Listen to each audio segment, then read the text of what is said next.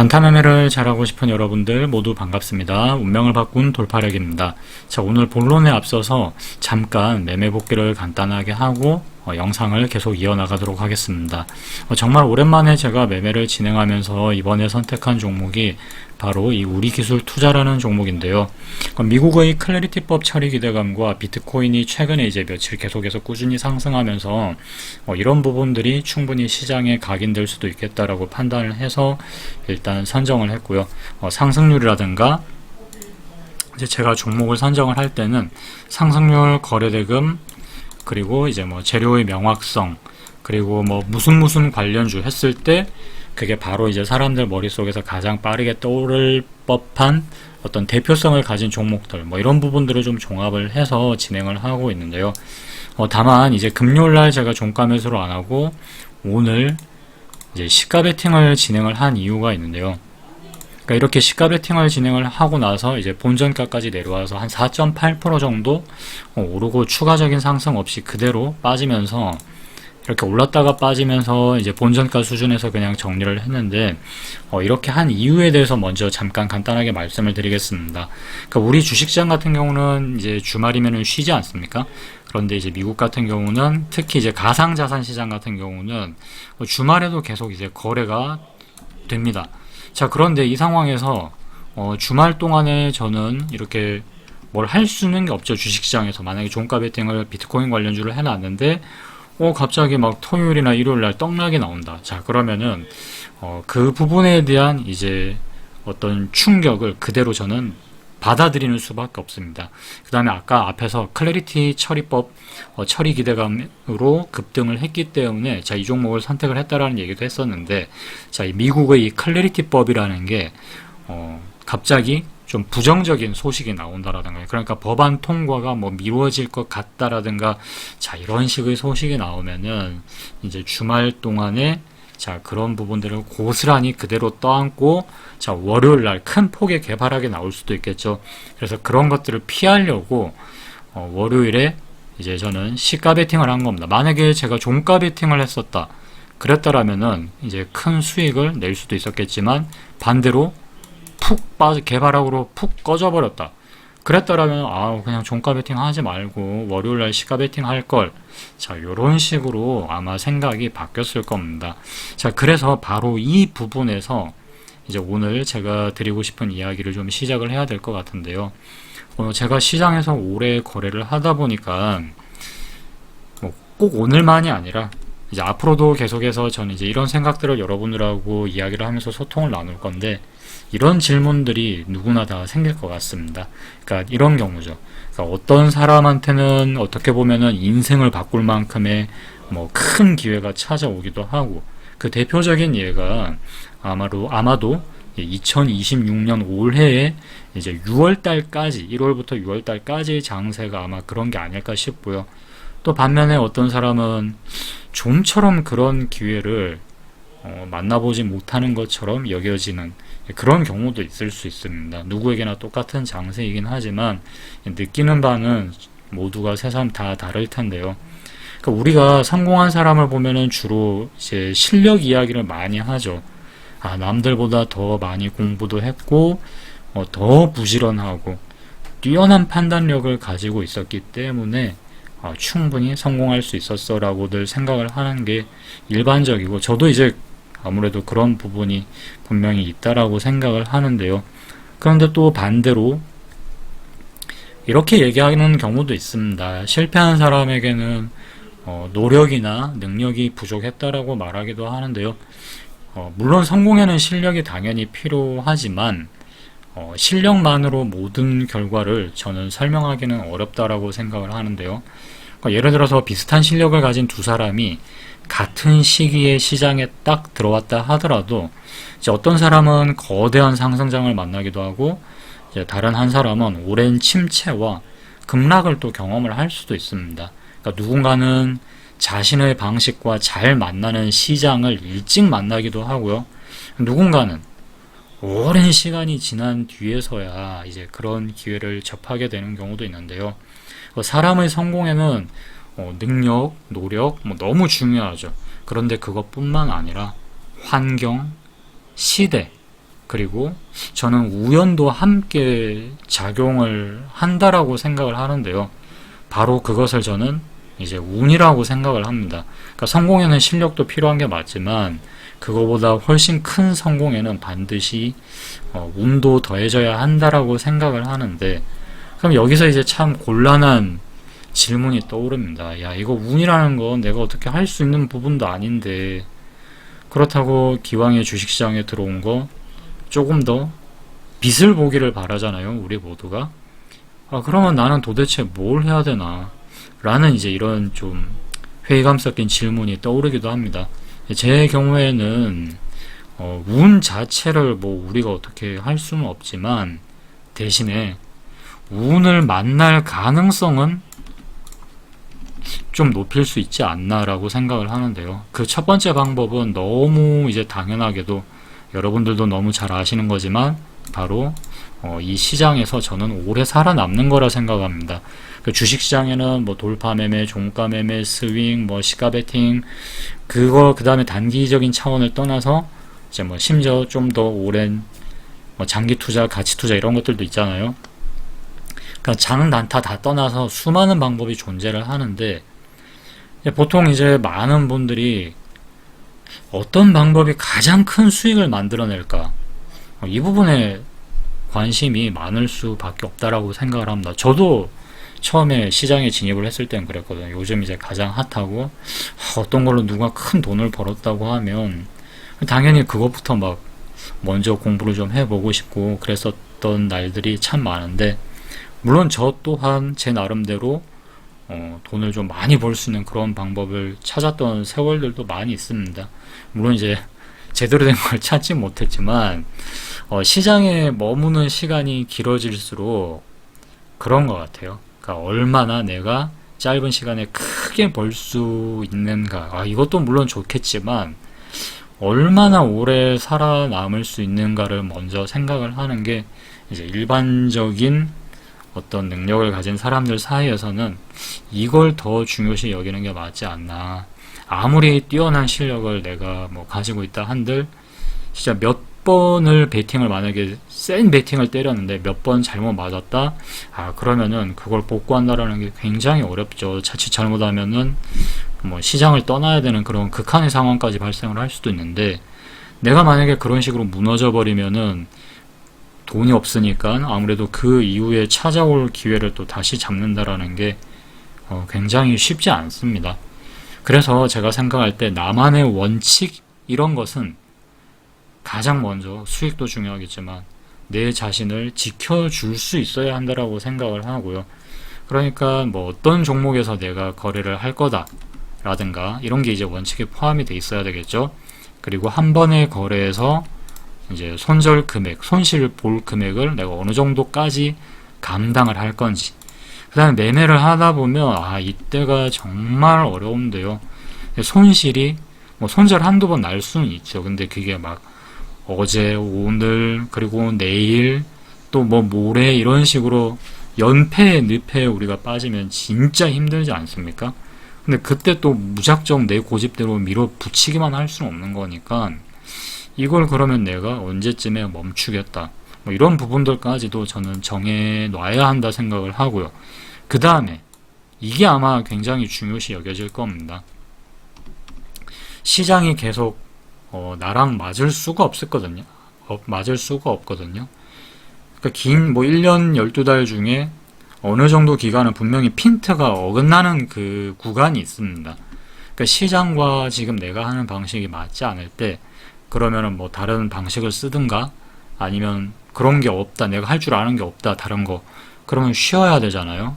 그러면 그렇게 쉴 때 어떤 기준에 의해서 쉴 건지, 뭐 어느 정도 오래 내가 참고 기다려 줄 수 있는지, 이런 부분들을 좀 정해 놔야 된다라고 생각을 합니다. 그래서 이제 제가 지금 언급한 이런 원칙들은 수익을 막 어떤 폭증하고 막 이런 남들의 이목을 끌 수 있는 어떤 화려한 기술은 아니지만, 그래도 다음 기회가 올 때까지 내 자신을 시장에 살아남게 해줄 만한 어떤 생존의 기준에 가까운데요.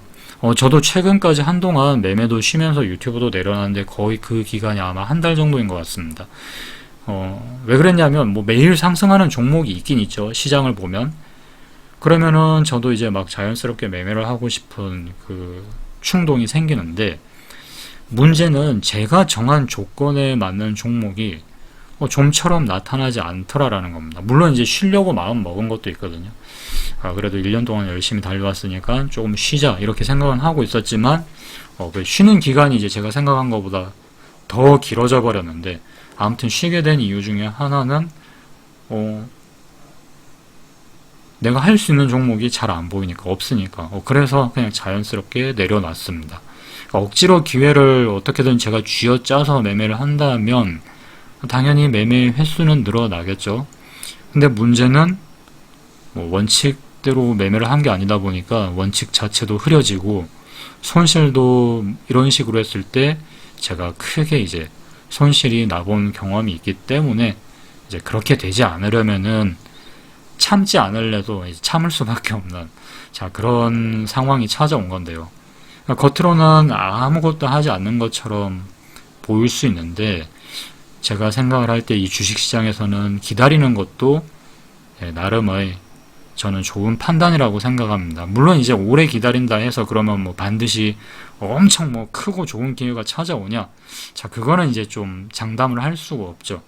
하지만 자, 돈을 크게 잃고서 어쩔 수 없이 만약에 시장을 뭐 떠나야 된다, 아니면 뭐 예수금을 벌기 위해서라도 뭐 떠나야 된다, 만약 이런 식으로라도 가정을 한다면, 그러면은 이제 기회가 다시 온다 한들 그것을 붙잡기가, 그 기회를 붙잡기라는 것은 굉장히 어려워지는 거죠.